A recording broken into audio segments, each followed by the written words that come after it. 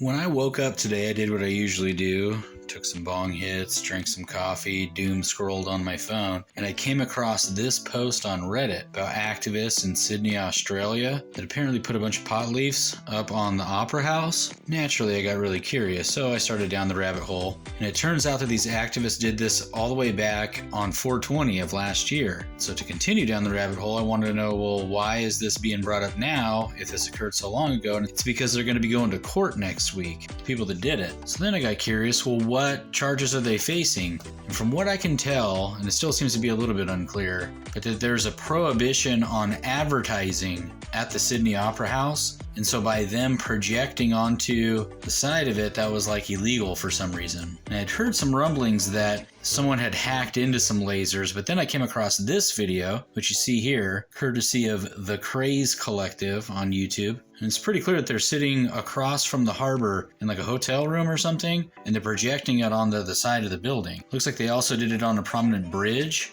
Me personally, I think the ones they projected on the bridge were the coolest.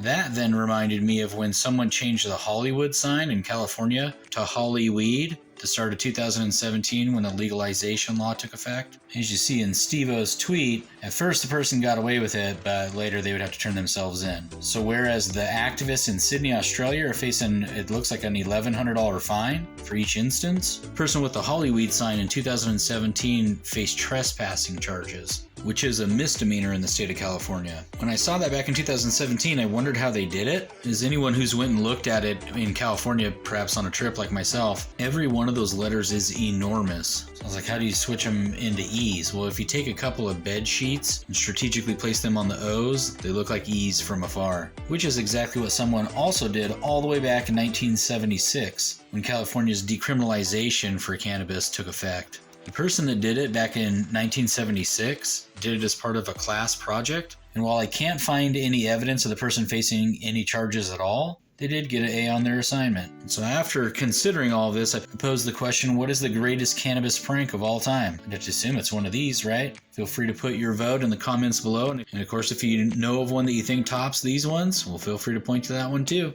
I look forward to seeing the comments on this one.